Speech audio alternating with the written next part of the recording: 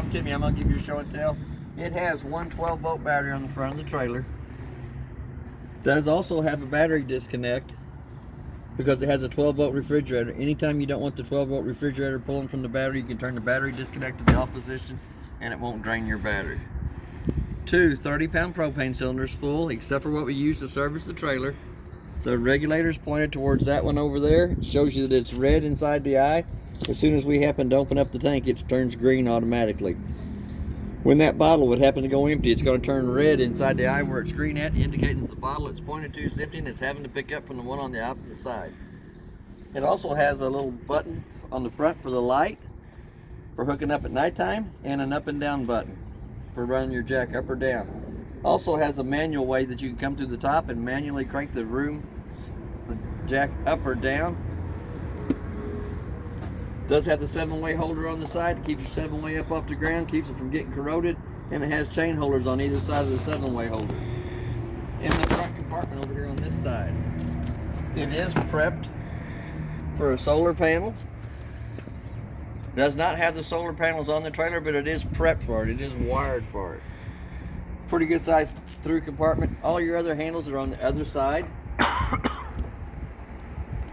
It has the 4 VALs on the corners. There is a manual handle in there to crank them up for any reason. They won't go up or down on their own. There is a way that you can crank from the back side over here to manually crank them back up or down. Your first connection is your city water connect. Your city water connect can be hooked to with the water hose and regulator and never have to fill the fresh tank, work right off the water pressure going through the hose. The second connection back is a black tank flush that is used when you are dumping your holding tanks to help clean out the inside of the black tank only. Has a little aerator on the inside that spins around and cleans more of the toilet paper and debris out of the side of the black tank.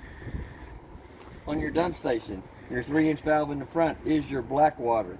The 2-inch gray valve in the back will be your kitchen sink, bathroom sink, and shower water. Sewer hose goes on just like the cap does, goes on, makes a quarter of a turn. Then you'll pull your 3-inch valve first, which is your toilet water, let it all drain out, that'll drain. And then your gray valve second. The lug nuts on the trailer has been torqued at 100 foot-pounds, which is what's recommended on the side of the trailer. And the tires are air pressure, which is 65 pounds when they're cold. They also have the nitro gas in them instead of having air in them. If you're out on the road and one would happen to come empty, you can put air in on top of it. But if you want the pure nitro fill, you have to take it back to like a Plaza Tire or a car dealership to get the nitro gas put back in. Does have a park cable and satellite hookup here in the back. If the park that you're at has cable, you can hook to the cable side of that and you will have the same cable the park does. Or if you buy the satellite dish that sits out beside the trailer, you can have the satellite that your satellite will pick up inside the trailer to your TV. This is your power cord, 50 amp cord, goes on, makes a quarter of a turn. It's 30 foot long. It's lighted on that end down there, showing that it does have 110 power coming through it. The trailer is prepped for a backup camera.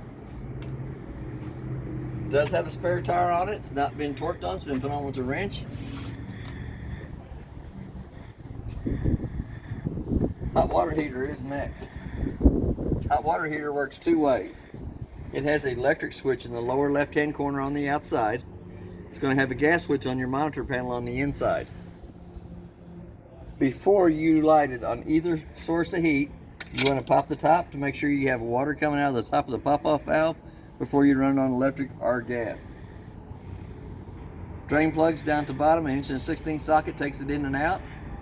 It is also called an anode rod. What an anode rod does is it draws all the impurities out of the water to it, eats up that rod instead of eating up the inside of the tank. Anytime the steel rod's showing, it's time to replace it. But that is where you'll drain it for winterizing and de-winterizing and in between trips.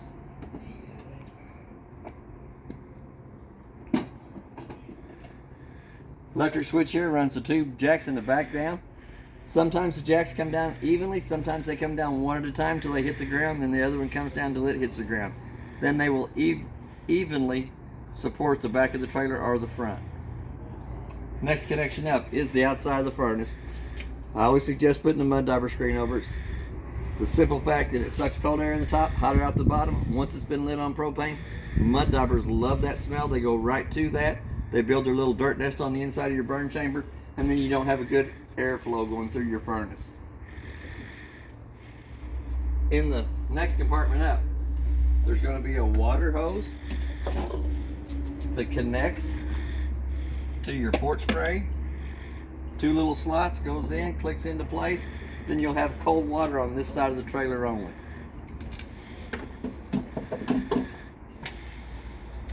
The refrigerator itself, the unit has to be plugged into 110 for this outside refrigerator to work. It is only 110 only.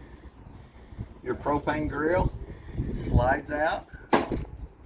Quick disconnect line here, hooks to the back of the grill, and comes down to your connection underneath the lid. On the connection down at the bottom, it has a T-handle up on top that has to be in line with the gas line for it to have gas coming through it. We're going to slide that right back into itself.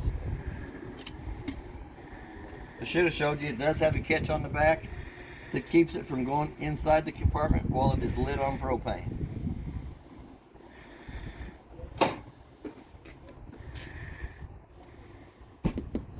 You do have your stove in up here at the top. Not that you burn your food, but if you want smoke from the inside of the trailer coming out, the 2 tabs on the outside have to be lifted up. Allows the flapper to flap. So when you turn your fan on your hood range on, that it will pull the smoke to the outside. You do have the 2 outside speakers. I'll have to show you more about the speakers when we get to the stereo on the inside. It does have a freshwater tank fill. And does have a drain line right behind the front axle. And that is a 2-inch valve. So when you pull the valve, if it's full of water, you better make sure you can step back pretty quick because it will pour out. There is another place back here on the back that you can put a TV underneath the awning that works off the antenna on top or your park cable hookup. It does have a 110 outlet that is also GFI protected by your outlet in your bathroom.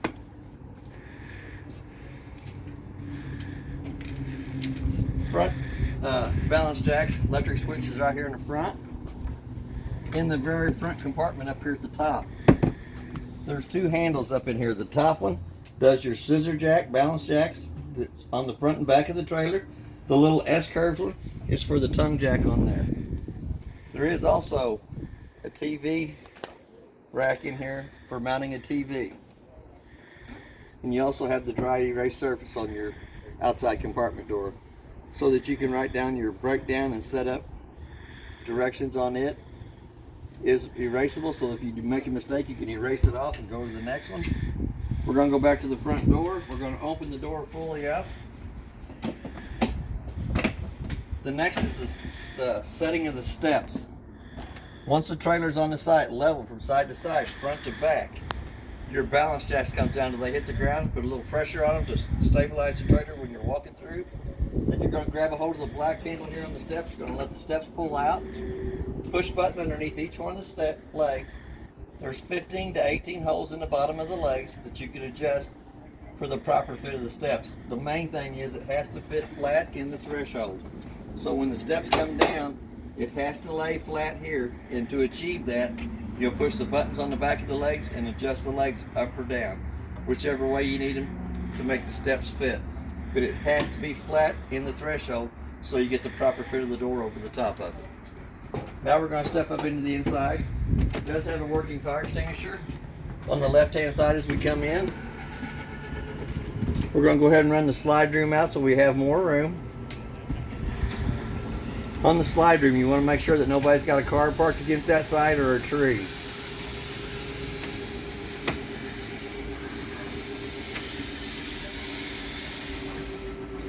While we're running that slide room out, we're going to run the awning out too. We're going to turn the light for the awning on.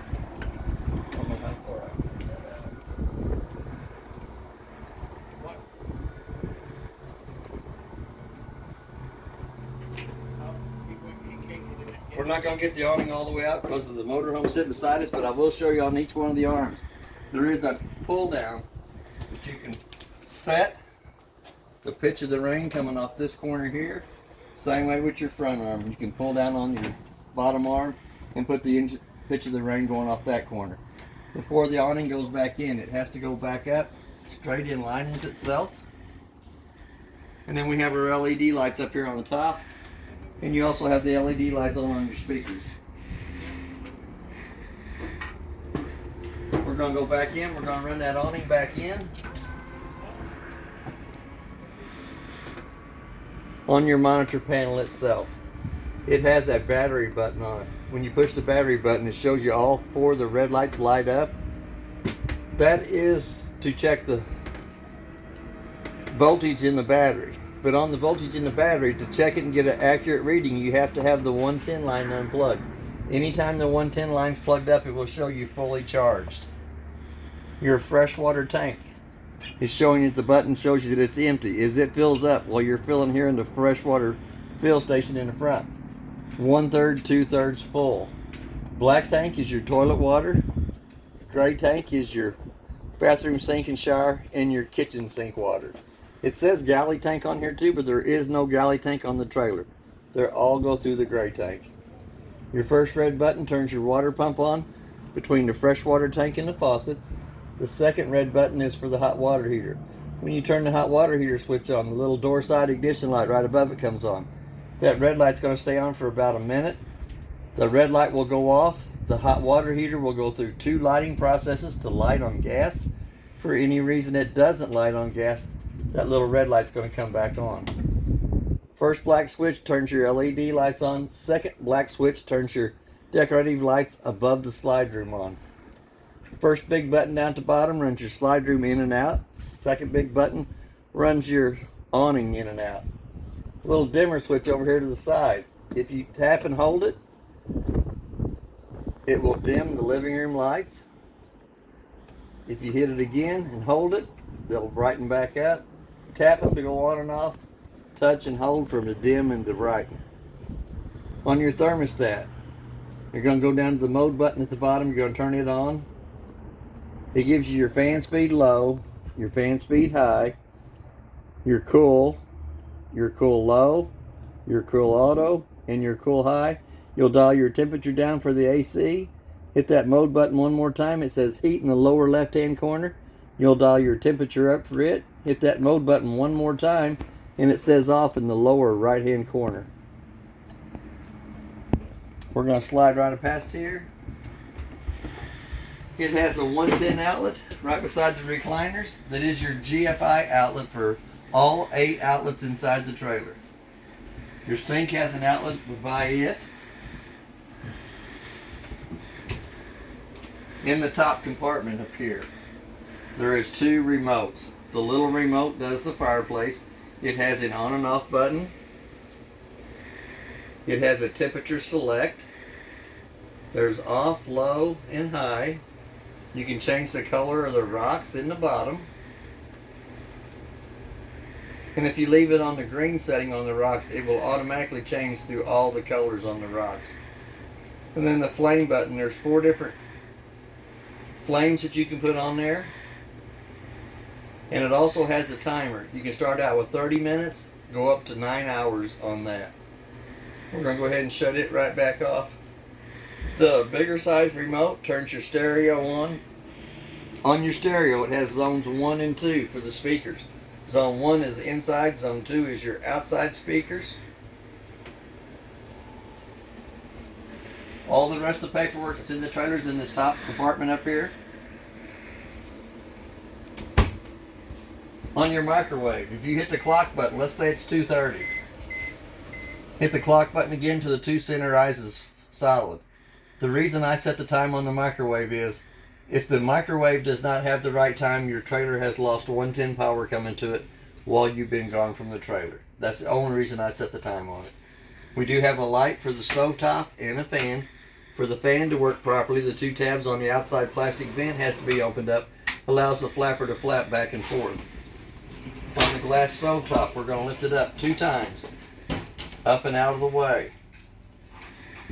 Button on the far right hand side turns your lights on. You're going to turn your burner to where it says high light position and use the striker on the very left hand side for lighting the burners up on top. Now that all 3 burners on the top are open, it will do the same thing to the oven. When you turn it to the pilot on position, you'll hold down on the button using the same striker on the left hand side to light the oven down below. 2 or 3 clicks of the striker lights the oven on the bottom. You're going to let it run for about a minute, and then you can dial your temperature up for it. When you open the oven too, it also has a light on the inside that you can actually see what you're cooking on there. The little panel here at the bottom of the stove is the back side of the hot water heater. On your hot water heater, there's 2 white valves. Both white valves are pointed right towards the hot water heater. When you get ready to winterize it in the wintertime, they will turn sideways, which actually makes a loop at the back of the hot water heater so that you don't have to fill the hot water heater with the antifreeze. We also have another 110 outlet at the back of the cabinet. There is lights underneath the cabinets with little push buttons in the center of those. We're going to go to the refrigerator next. There's 2 settings on the refrigerator. In the freezer, there is a setting at the top. It says colder, colder. If you turn it to where it says colder up here in the top, it does not let any cold air down into the bottom. It just keeps all the cold air up in the freezer till it gets to the freezing point. When you get up to that temperature, you can turn it back in between about middle ways or to where it says colder, and it will let cold air come down into the bottom of the refrigerator. In the bottom of the refrigerator, there is an on and off button, and you can run the refrigerator from 1 to 5 in the settings. I try to run it in 3 in the center to where my ice does not melt. Ice will make in the freezer, but it does not make it in the refrigerator. Then you also, when you shut the door, it has a travel lock that comes over, holds both doors in place. It also has a working LP carbon monoxide detector in the floor. Breaker box is down below here, and the breakers are marked from your left to your right coming across what they are. The first one is your hot water heater, microwave, AC. Your main's in the center. Your second AC is on the right hand side. Fireplace, GFI, and general purpose, which is your 110 outlets and converter. Car fuses on this side from the top to the bottom. The first 4 or 5 of them are lights, but they are marked furnace, microwave, LP detector, entry, antenna. They also will have a red light on the right hand side of them for when that car fuse blows. It automatically, the red light will come on, indicate that the fuse that's beside it is blown. And you can also see that red light through the tinted vent covering the front of the lid. It does have a pantry compartment off to the right side of that.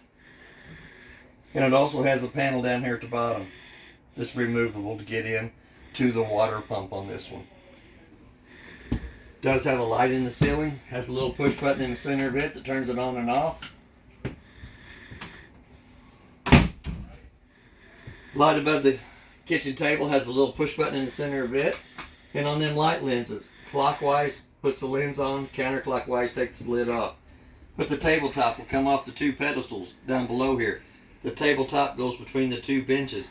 Then you'll use your back cushions on the benches to come across the tabletop to make a smaller bed. There is storage underneath each one of the benches, and they also have the extra pillows in there. The bench on the back side of this seat comes off that side, goes to this side to make the couch have a longer sitting distance on it. That bench on the back flips both ways. The light above the couch has to be turned on by hand. Little push button in the center of it. We do have the slow rising shades.